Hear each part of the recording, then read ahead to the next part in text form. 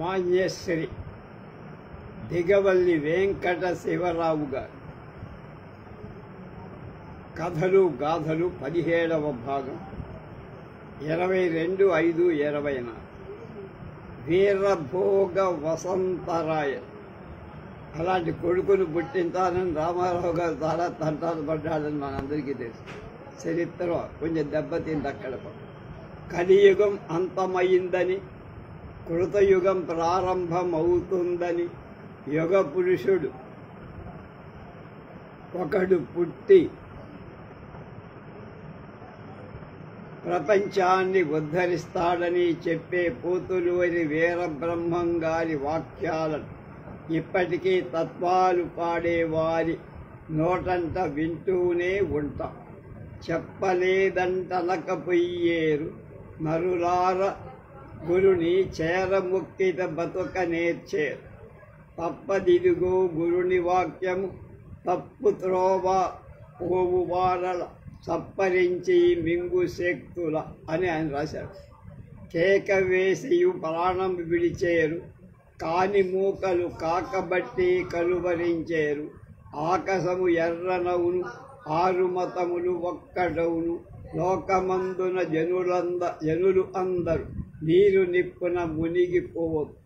అగలు విడిచిన పొగలు దాటేరు, అదిగాక పట్టపగలు చుక్కలు చూసి భ్రమసేరు.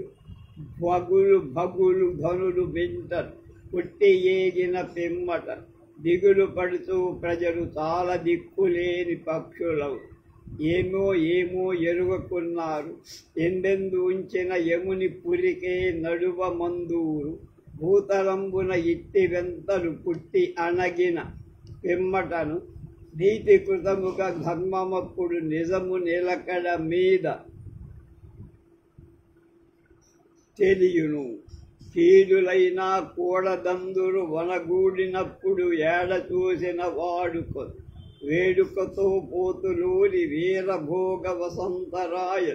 ఏడు దేవుడు ఏకచక్రము నేరును బ్రహ్మాండమంత చెప్పలేదండనకపోయే. ఇలాంటి అభిప్రాయాలు అన్ని దేశాలు, అన్ని మతాల వారు అనేక కాలాల్లో వ్యాపించి ఉన్నట్లు దాఖలాలు. ఇటీవల 1943 సంవత్సరం ఆగస్టు 1వ తేదీతో కలియుగం అంతమైన కృతయుగం ప్రారంభమవుతుందని జోస్యం చెబుతూ ప్రకటింపబడి శతావని అనే గ్రంథంలో వీటి వివరాలున్నాయి. దక్షిణ హిందూ దేశ చరిత్రలో తిరుమల నాయకుడని ప్రసిద్ధి చెందిన మహారాజమాన రాజంశ్రీ తిరుమల శౌరి నాయని అయ్యలు గారు మధుర రాజ్యాన్ని పాలిస్తున్న సమయం 1653. ఇలాంటి వదంతులు బయలుదేరి దేశమంతటా అట్టుడికినట్టు ఉడికిపోయిందని మధుర మండల చరిత్ర రచించారు. నెల్సన్ గారు 1868లో రాశారు. ఇలాంటి వదంతులు బయలుదేరటమే తడవుగా ఇవి దేశంలో వ్యాప్తి చెందాయి. విద్యాగంధం లేని సామాన్య జనులే కాదు, విద్యావంతులు కూడా ఈ వదంతులను విశ్వసించి అలజడి చెందుతూ ఉంటారు. బ్రహ్మంగారి తత్వాలు పాడు గ్రామాల వెంట అడుక్కుంటూ తిరిగే బిచ్చగాళ్ళు మన దేశంలో ఇప్పటికీ కనపడతారు. కొద్ది రోజుల్లో ఉత్తరాది నుంచి దేవాంశ సంభూతుడైన రాజకుమారుడొకడు వస్తాడని, ప్రస్తుతం అమలు జరుగుతున్న రాజకీయ సాంఘిక మత వ్యవస్థలన్నిటి అతడు తారుమారు చేస్తాడని, అప్పుడు పాడి పంటలతో త్వరతూగుతూ శాంతి సౌఖ్యం కలిగి ఉండే కృతయుగం ప్రారంభమవుతుందని జోస్యాలు చెబుతూ ఉండే కొన్ని తత్వాలు పాడుతూ చాలామంది బిచ్చగాళ్ళు 1653 మధురా మండలంలో గ్రామాల వెంటట తిరగటం మొదలుపెట్టి ఈ పాటలలో సూచించబడిన జోస్యాన్ని చాలామంది నిజమని నమ్మటం కూడా జరిగింది. ఆ కృతయుగం ఎప్పుడు వస్తుందా అని ప్రజలు నోళ్లు తెరుచుకొని ఎదురు చూస్తారు.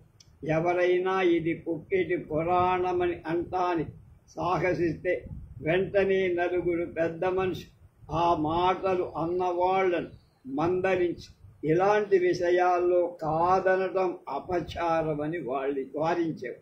దేశమంతటా తిరుగుతూ ఉండే సన్యాసులు, గోసాయిలు, బైరాగులు ఈ నమ్మకాలను త్వరలోనే దేశంలో ప్రచారం చేసేవారు. కొందరు నేర్పరులైన మోసగాళ్ళు అమాయకులను వంచి రాబోయే మహాపురుషుడి కోసమని సందాలు కూడా దండుకునేవారు. అప్పుడు కలియుగ పురుషుడు రాబోయే శిశువును, అతని తల్లిని ఉత్తరాది నుంచి బయలుదేరి మధురా నగరానికి వస్తారని, బెంగుళూరు చేరుకున్నారని ఒక వార్త. ఆ మహానుభావుణ్ణి దర్శించి తరించడం ఎప్పుడెప్పుడని ప్రజలు పట్టలేక తల్లడిల్లిపోయారు.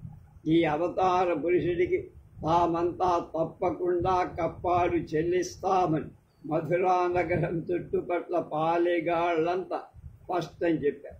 కానీ ఆ మహాపురుషుడు రావటం ఎప్పుడు కూడా కుదరలా, వెనక్కి పోతూనేమో.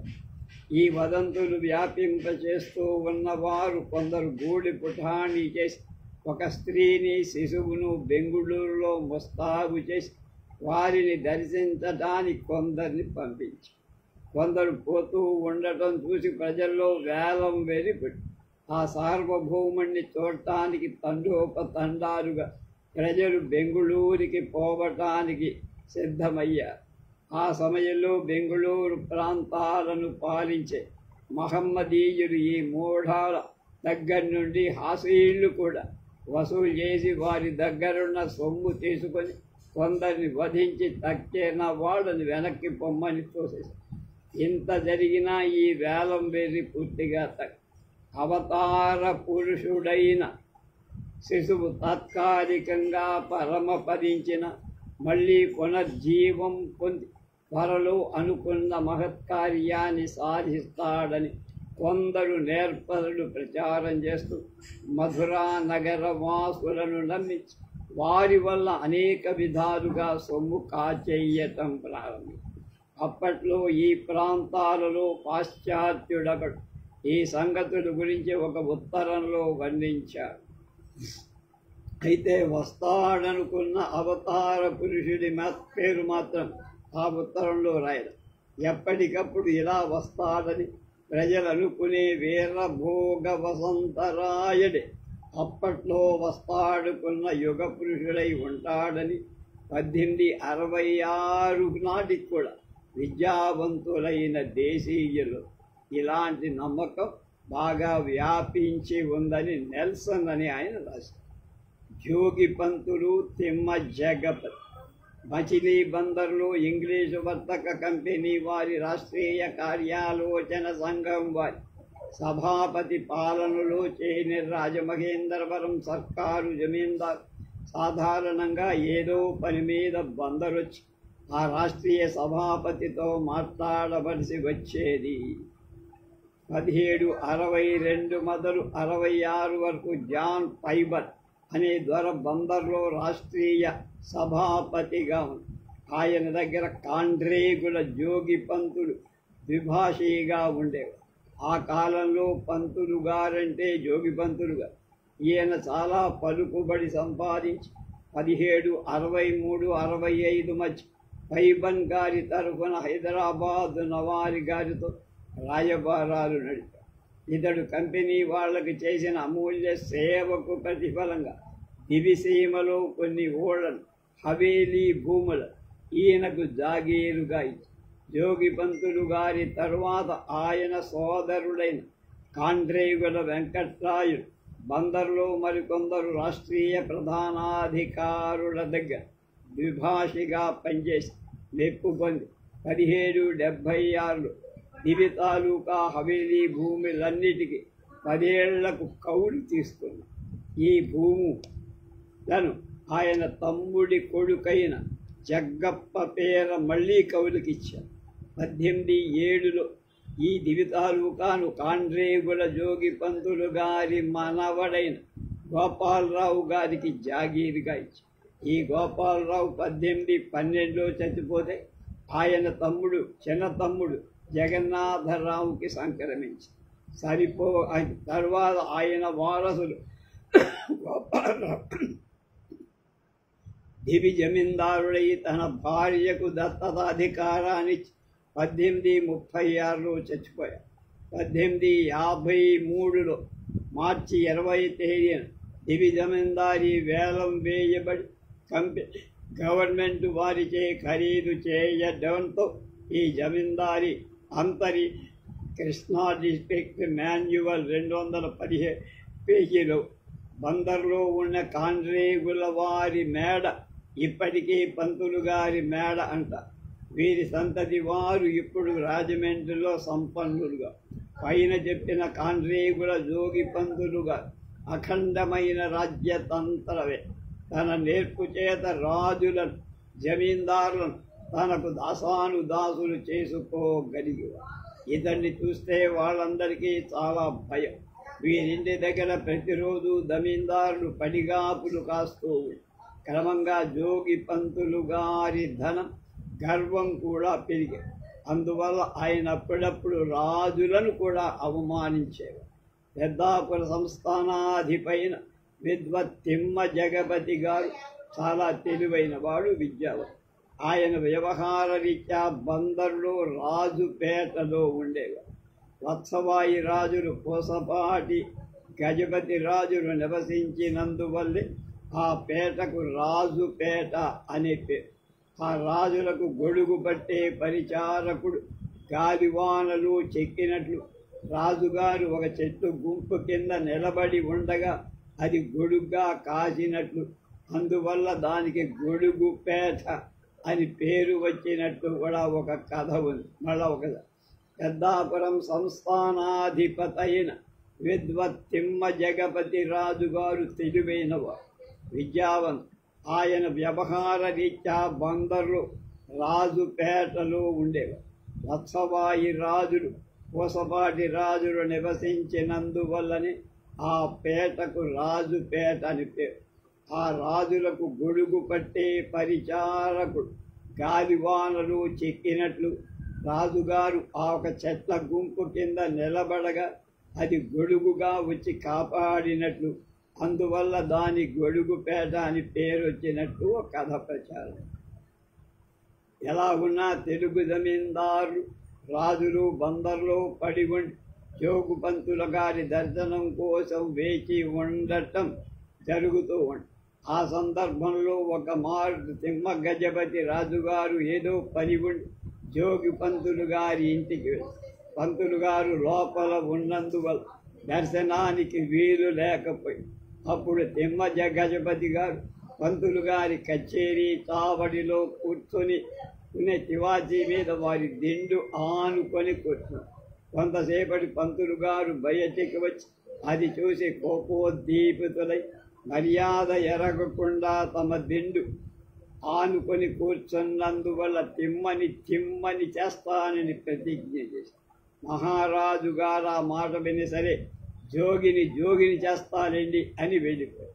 తరువాత తిమ్మ జగపతి గారు ఈ జోగి పంతులు గారు రాజులను చేసే అవమానాల గురించి తోడి రాజవారి వెలమవారికి తెలియబడి అక్కడ జరిగిన శబదాల గురించి కూడా చెప్పి దీని గురించి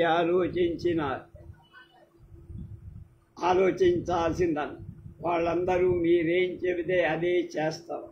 అప్పుడు తిమ్మ గజపతి గారు రాజులను సమావేశపడి తమకు హిందూస్థానీ బాగా వచ్చినందువల్ల ఇంగ్లీష్ దొరలతో తాము హిందూస్థానీలో మాట్లాడగలమనండి. ఇక ముందు జమీందారులకు ఇంగ్లీష్ అధికారులకు గల వ్యవహారాలు జమీందారుల తరపున తిమ్మ గజపతి రాజు గారి ద్వారానే జరిగించవలసిందని విన్నవింపజేసి అందుకు రాష్ట్రీయ అధికారులు అప్పుడు తిమ్మ గజపతి గారు బందర్లోనే ఉంటూ జమీందారుల తరఫున అతి సమర్థతో ద్విభాషీగా ఆయన వ్యవహరించి అందువల్ల జమీందారులు జోగి పంతులు దగ్గరికి పోవాల్సిన పని లేకపోయి అప్పుడు జోగి పంతులు గారికి అది వరకు వచ్చే ఆదాయం బాగా తగ్గి ఉద్యోగ హోదాలు కూడా తగ్గిపోయి ఆయన చిక్కుల్లో పడ్డ అకారణం వల్ల జోగి పంతులు గారు తిమ్మ గజపతి గారి మీద పగపూని ఆయనను చంపడానికి ప్రయోగం చేయించారు. అప్పుడు తిమ్మ గజపతి గారు కూడా తమ మంత్రవేత్తల చేత దాన్ని తిప్పికొట్టగా అది పంతులు గారిని చంపేసింది. తిమ్మగజపతి గారు ఇలాగా జమీందారుల ప్రతినిధిగా ఇంగ్లీష్ అధికారులతో వ్యవహారాలు జరపటం వల్ల ఆయన పలుకుబడి ఎక్కువై పెద్దాపురంలో ఆయన దర్బార్లో చాలామంది రాజులు వస్తూ ఉండేవాళ్ళు. ఆయన గురించి గాథలు బాగా ఉండేవి.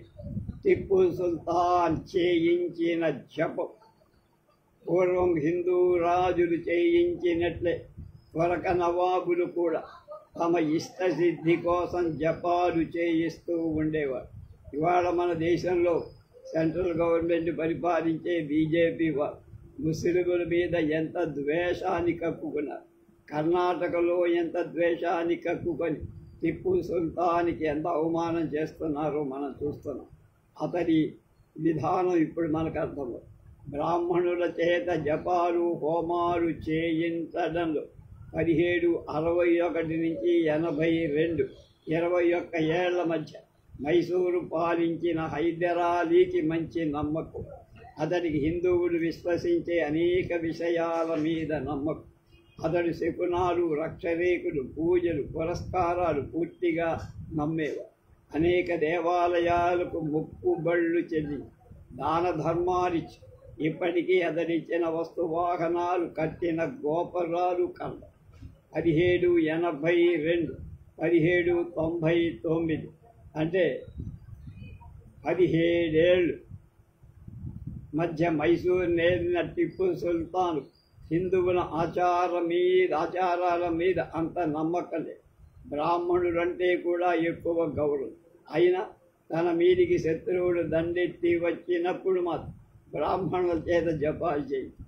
జప దీక్ష వహించిన భోజనాలు పాలు పలహారాలు మాత్రం ఆరగిస్తూ నియమంగా ఉండే బ్రాహ్మణుడు 10 కానీ 100 మంది కానీ కావేరీ నదిలోనూ పెద్ద చెరువులోనూ రొమ్ము బంటి లోతు నీళ్లలో నిలిచి మంత్రాలు చదువు తమ చేతులతో ఉదకాన్ని స్మరిస్తూ సుల్తాన్ గారికి ఇష్టసిద్ధి కలగగలందు తదేక నిష్టతో జపాలు చేశారు.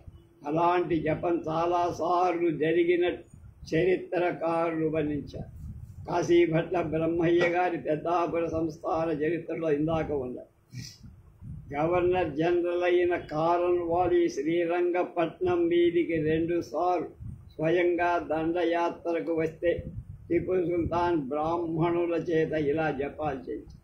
ఈ 2 సార్లు కారన్వాలి వెనక్కు పోవాల్సి వచ్చిన ఈ జప మహాత్మ్యమే కారణమంటారు జనమంతా. తర్వాత మళ్ళీ జనరల్ హ్యారిస్ శ్రీరంగపట్నం మీదికి వచ్చిన కూడా ఇలాంటి జపం చేయించిన టిప్పు సుల్తాన్కు అపజయమే కలి. దీని కారణం ఈ జపం చేయించిన పురోహితుడిలో ఏదో లోపం ఉన్నందువల్లే అని కొందరు అన్నారు. మహమ్మద్ అలీ చేయించిన మారణ హోమం, బ్రాహ్మణుల జపాలలో మంత్రబలంలో హిందూ దొరకల విశ్వాసం ఉండటానికి ఇది ఒక్కటి దృష్టాంతరంగా ఇంకా చాలా ఉంది. 1749 వరకు నుంచి 1795 వరకు దాదాపు 56 ఏళ్ళు ఆర్కాడ్ నవాబుగా ఉండి హిందూ ఇంగ్లీష్ వారికి స్నేహితుడైగా ఉన్న మహమ్మద్ అలీ వాలాజా నవాబు కూడా ఇలాంటి నమ్మకమే ఉంది. చెన్నపట్నం కోటకు గవర్నరుగా ఉండిన పిగట్ తంజావూరు రాజ్య ఆక్రమణ విషయంలో నవాబు ఆటలు సాగనివ్వటం లేదు. నవాబు గారికి కార్పణ్యం కలిసి అందువల్ల పిగట్టు గారిని మరిమార్చడానికి నవాబు 5000 నవరసులు ఖర్చుపెట్టి అచ్చన్న పండితుడనే బ్రాహ్మణుడి చేత విష ప్రయోగం చేయి. అంతటా పిగట్టు 1776లో పదవీ భ్రష్టుడే చెరసాల్లోనే చనిపోయాడు. అలాగే మహమ్మద్ అలీ హైదరాలీతో యుద్ధం నిగ్రహించలేక పగబట్టి అతని పరిమార్చడం కోసం జపాలు చేయించారు. బ్రాహ్మణుల చేత జపతప హోమాలు మంత్రతంత్రాలు చేయించటమే కాదు, మహమ్మదీయుల్లో కొందరు స్వయంగా కూడా ఇలాంటి జపాలను మారణ హోమాలు చేయటం నేర్చుకొని ప్రయోగించేవారని historical sketches of South India Colonel Mark Wilks అనేవాడు 1810లో రాసిన దాళ్ళు 55వ పేజీలో ఉందంటే మనకి దిగవలు చెప్తున్నా. అదే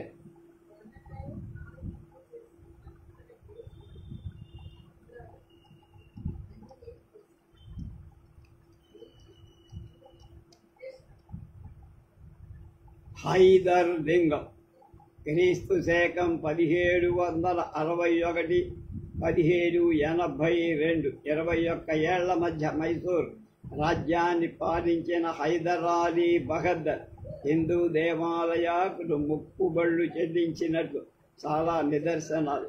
మైసూర్ నంజనగూడులో నంజుండేశ్వరాలయం అనే ఒక గొప్ప దేవాలయం. ఈ దేవాలయంలో తన పేరుతో ఒక లింగాన్ని ప్రతిష్ఠించాలని హైదర్ అలీ అక్కడి స్థానాపతులను కోరి కొంత డబ్బు ఇచ్చినందువల్ల హైదర్ లింగం అనే లింగాన్ని ప్రతిష్ఠించారు. అందువల్ల ఈ లింగానికి ధూపదీప నైవేద్యాలకు హైదర్ అలీ చాలా సొమ్ము ఇచ్చి దేవాదాయాన్ని ఏర్పాటు చేసింది. హైదర్ అలీ కట్టించిన దేవాలయ గోపురం మైసూర్ రాజ్యంలో శ్రీరంగపట్నంలో ఉన్న శ్రీ రంగనాథ స్వామి దేవాలయం చాలా పురాతనం. దీని గోపురం చాలా గొప్ప. మైసూర్ రాజ్యాన్ని హైదర్ అలీ, టిప్పు సుల్తాన్లు ఏలిన కాలంలో ఈ రాజులు ఈ దేవాలయానికి ఎలాంటి హాని కలగకుండా కాపాడారు. ఈ దేవాలయానికి కొంత దూరంలో హైదర్ అలీ సర్కార్ వారి ఫిరంగులు మొదలైన వాటికి కావాల్సిన మందుగుండు సామాను తయారు చేసే కార్ఖానా. ఒకమాడు ఆ కార్ఖానాకు నిప్పంటుకొని బ్రహ్మాండం బద్దలయ్యేటంత శబ్దంతో చప్పుడుతో పేరు ఆ అదటికి దగ్గరలో ఉన్న రంగనాథ స్వామి వారి దేవాలయ గోపురం విరిక్కింది. అప్పుడు మైసూర్ రాజ్యాన్ని ఏలుతున్న హైదర్ అలీ వెంటనే తన సైనికులను వాళ్ళ చేతనే గోపురాన్ని మళ్ళీ కట్టించి హైదర్ అలీ స్వామి వారికి ఇచ్చిన రత్నాలహారం. ఒక మాట హైదర్ అలీకి చాలా ప్రియమైన ఒక ఏనుగు గున్న కంటి జబ్బు చేసి ఎన్ని మందులు వేసినా నయంగా కన్ను పోతుందన్న భయం కలిగి ఎవరో నంజుండేశ్వర స్వామికి మొక్కితే జబ్బు కుదురుతుందా సరే మొక్కుకున్నాడు. కొద్ది రోజుల్లో జబ్బు కుదిరింది. హైదర్ అలీ సంతోషంతో నవరత్నాలు పొదిగిన హారాన్ని దేవుడికి సమర్పి చాముండేశ్వరికి సుల్తాన్ గారి ఆభరణం. మైసూర్ నగరంలో కొండ మీద వెలసిన చాముండేశ్వరి హైదర్ అలీ, ఆ తర్వాత మైదూర్ ఏలిన టిప్పు సుల్తాన్ కొడుకు కూడా చాలా విలువగల ఆభరణాలు వస్త్రాలు సమర్పి ఇప్పటికీ దేవి అలంకారం చేసేటప్పుడు ఈ ఆభరణాలు వస్త్రాలే తొడుగు. టిప్పు సుల్తాన్ శృంగేరి శంకరాచార్య హైదర్ అలీ తర్వాత ఆయన కొడుకైన టిప్పు సుల్తాన్ 1782 నుంచి 1799 వరకు 17 సంవత్సరాలు మైసూర్ రాజ్యాన్ని పాలించి హైదర్ అలీ, టిప్పు సుల్తాన్ ఇద్దరు తమ రాజ్యంలో చేరిన శృంగేరి మఠాధిపతి శంకరాచార్య స్వామిని అత్యంతంగా గౌరవించేవారు. ఒక మాడు మరాఠీ దండు శృంగేరి మీద పడి ఊరిని మఠాన్ని కూడా దోచుతారు. అప్పుడు ఆ స్వామి వారికి వారి శిష్యులకు అన్న వస్త్రాలకే కరువై ఈ సంగతి టిప్పు సుల్తాన్ వారికి తెలియగానే ఆహార పదార్థాలు, బట్టలు, కొంత రొక్కం పంపించి మరాఠీ దండు వచ్చి పడకుండా కాపుదల కోసం కొంత సైన్యాన్ని కూడా పంపించి ఈ సందర్భంలో శృంగేరి స్వామి వారికి టిప్పు సుల్తాన్కి జరిగిన ఉత్తర ప్రత్యుత్తరాలు ఇప్పటికీ మనకి శాశ్వతంగా రుజువుగా వీటి వల్ల ఈ త్వరకరాజు హిందూ మతాచార్యుల పట్ల ఎంత మర్యాదతో ప్రవర్తించిందో తెలుస్తుంది.